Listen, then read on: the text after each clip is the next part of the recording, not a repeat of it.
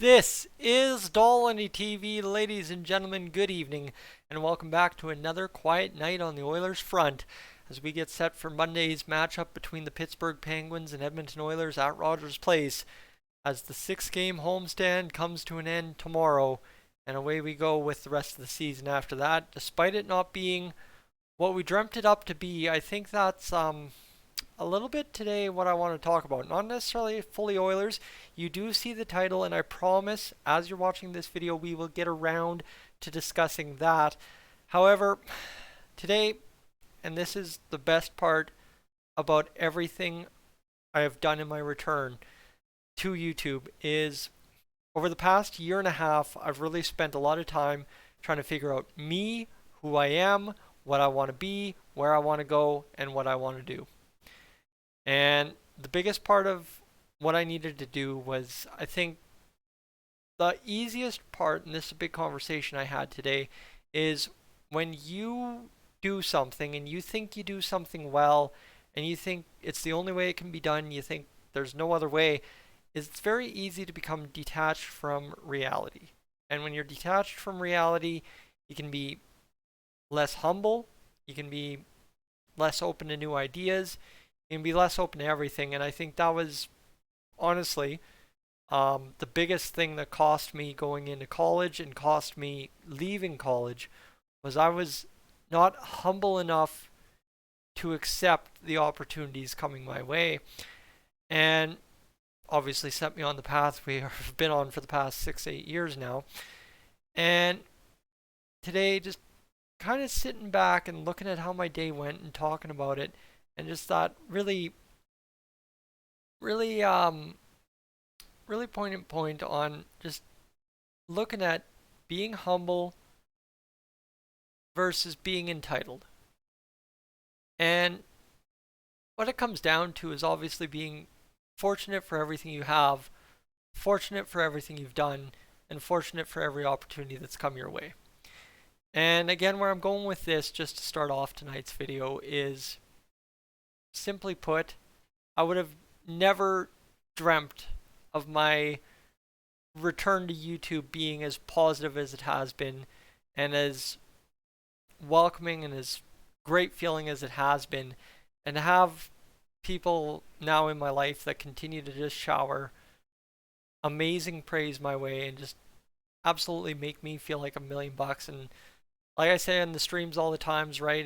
I've got people texting me, razzing me, and it's nice to see people cheering me on, knowing that I'm doing YouTube the correct way now for me.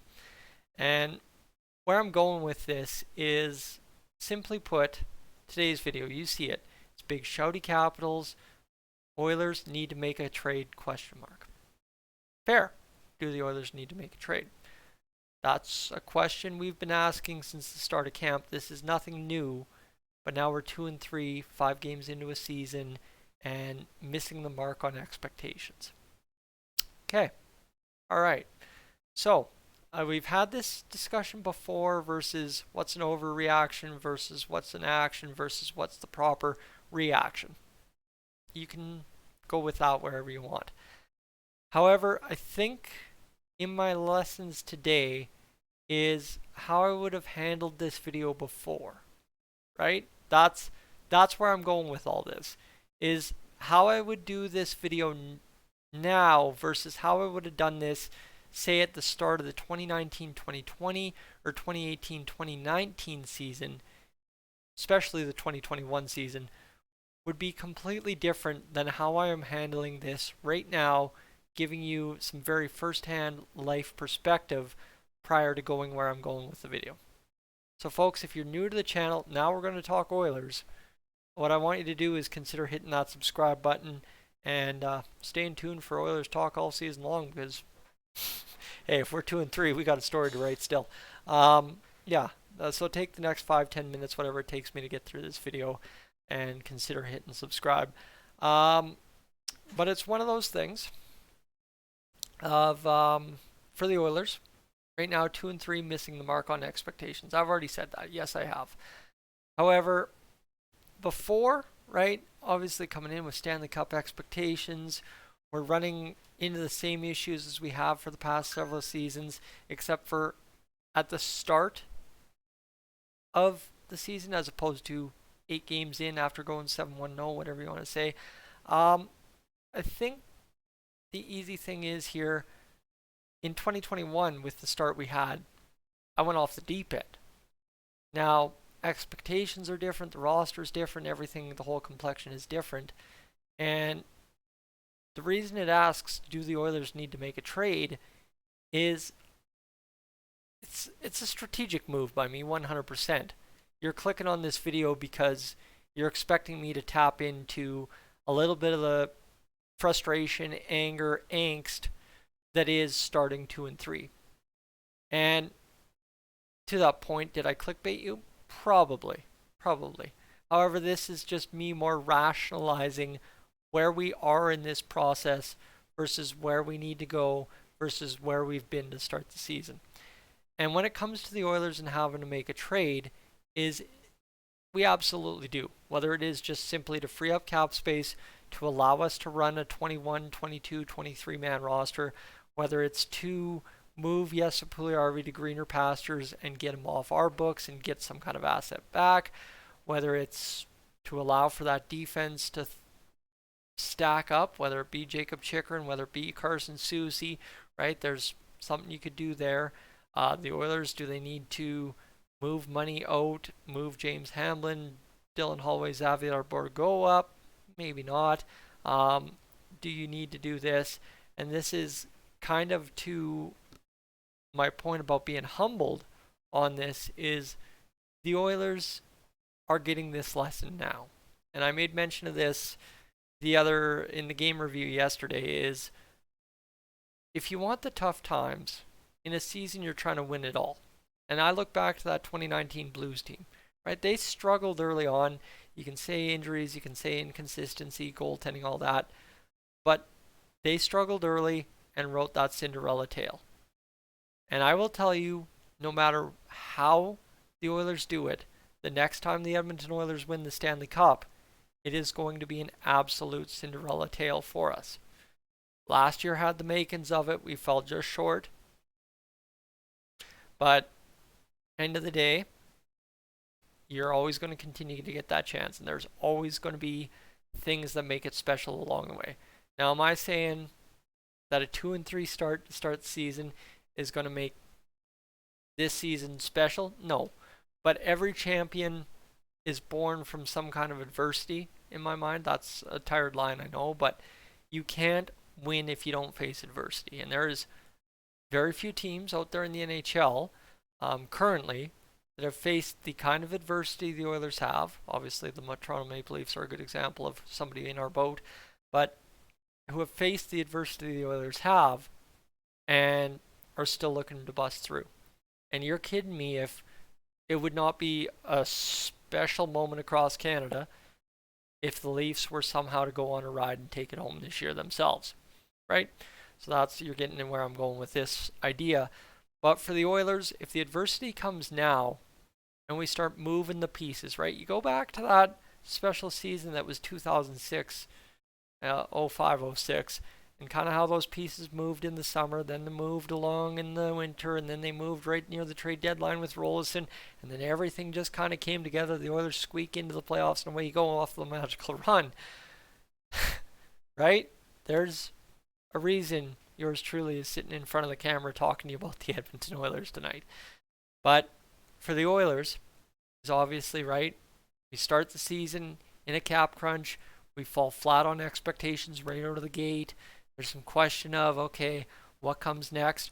But we're not Vancouver. That's where I'd go with this. And this is not a slight at Vancouver. This is us hitting a rough patch, and we're 2 and 3. It's not even a rough patch. It's a rough patch because of falling short of expectations to start the season. Right? Now, next move.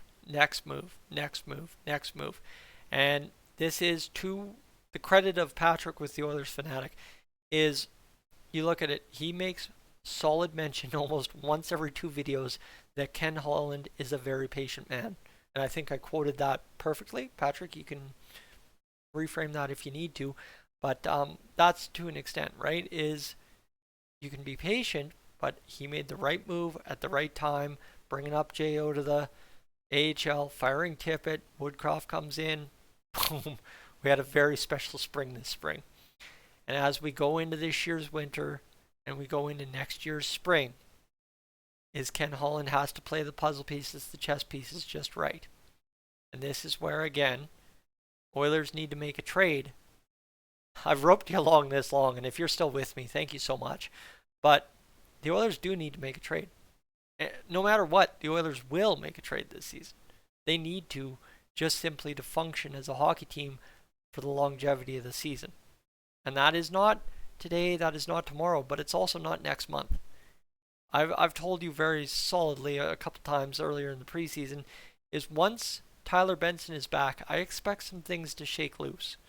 And whether it's Warren Foegele, yes, Puljujarvi, as I mentioned, Tyson Barrie, one of the depth guys, heck, you know what? Honestly, and I hate to say this, because I know there's a lot of Yamamoto fans out there. Yamamoto's wearing the same contract as Puljujarvi pretty much, and very well could be one of those chips you go out and trade away if you're looking at keeping Dylan Holloway in the top six. Because they play a similar game, different sizes, different handedness, all that. But there's something to that. And obviously, too, if you're trading Kailer Yamamoto, are you adding maybe not a draft pick, but a player with the capabilities of Yamamoto on the right side to fill that hole? There's a whole ton you can ask when it comes to this Oilers roster. And how you manipulate this all, any way you look at it, the Oilers do need to make a trade. But again, to my falling short of expectations and that question the other week about overreactions versus proper reactions versus the right action, you don't need to panic. And that's in a nutshell where this video has been going the full way. Is yesterday I put out a tweet, and my former broadcasting teacher in high school really pumped me up a little bit about strengthening my social game on Twitter just a bit to advertise Dolynny TV a bit more. But what I tapped into yesterday was the frustration. Right? And I am on Twitter, I'm a little bit more edgy than I have been on YouTube in the return. But on Twitter, it's very easy. People seem to get very riled up very quick. And just seeing the amount of anger and frustration there versus kind of how I'm handling it versus how I would have handled it a year and a half ago, 2 years ago, really sparked this video and kind of made me think, okay, so this is where I used to be, this is where people are, and this is where I'm going to come to. And there is no need to panic, because at the end of the day, the Oilers absolutely do need to make a trade, but it's not a panic trade. There's nothing super wrong with the Oilers. And I will tell you that simply because I had to do this video this style to get views up on the channel. I'm to a fault really good at manipulating YouTube's kind of way of operating when it comes to the Oilers. I've learned a lot of things in 4 years. To put it this way, is you look at my videos 2 weeks ago. You look at where those views are. You look, they were up here. They were looking great. We were ready to rip, roar, and rock. The home opener, things were still pretty good. I mean, I've done a lot of live broadcasts off my phone, and when Patrick was doing the post game at that Oilers photo op logo there just outside of the entrance of Ford Hall, he had 42 viewers live at once on a live stream off his phone. As a guy in the Oilers community, that's crazy. That's fantastic. So we knew where the excitement was after game 1. And then the past 4 games have taken place. And notedly, like I'm saying of myself, the views are substantially down. The Oilers lost last night, and I don't even think I crawled over 300 views yet on the post game. But it's not because Oilers fans are upset with the team or very angry. Like I said, Twitter to itself is a very angry place. And I knew exactly what I was going to get by putting the tweet out I did yesterday on Twitter. However, I come here and I know where we sit, is if the views are down and the Oilers are doing what they're doing, falling short of expectations out of the gate, and I was explaining this to a buddy, and like I said, I did a lot of talking today, and I'm sorry that I'm talking to you as much as I am, but I hope this is as good of a watch as I think it is. So think about it like this. I've got two hands here. I'm going to move over just slightly, and I'm going to turn my hands like this, and Oilers YouTube works like this. It's a U shape. I know there's some kind of name for it in math. I took math 30-1 in Alberta and never took calculus, so don't blame me if I don't remember this. Didn't take calculus in college either. But there's a U-shaped graph of how YouTube views work. On this hand, it is the Oilers are losing, anger, frustration, and coach firings, general manager firings, trades, and simply put, jerseys on the ice like in Vancouver last night. So, you wonder why Vancouver Canucks views are up here. That's why. In this middle part here, you have where we are right now. Right here is what I've described in the past 2 days as a ho hum area. The Oilers aren't winning, they aren't losing. They're 500. Everybody's waiting for it to go one way or the other so as they know how to react. When you're in this middle zone of the Oilers aren't really doing anything to upset you, but the Oilers aren't really doing anything to excite you. And that's the definition of yesterday's game against the St. Louis Blues. You will be right here at the lowest point of YouTube views for the Edmonton Oilers.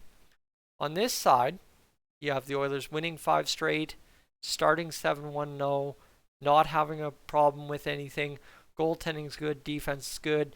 You're in the Stanley Cup playoffs. You've just won 4 straight against the Calgary Flames to win the series 4-1 after starting game 1 terribly. You've won the Battle of Alberta, put the banner up. We're the BOA champs for 2022, baby. That's where you're up here.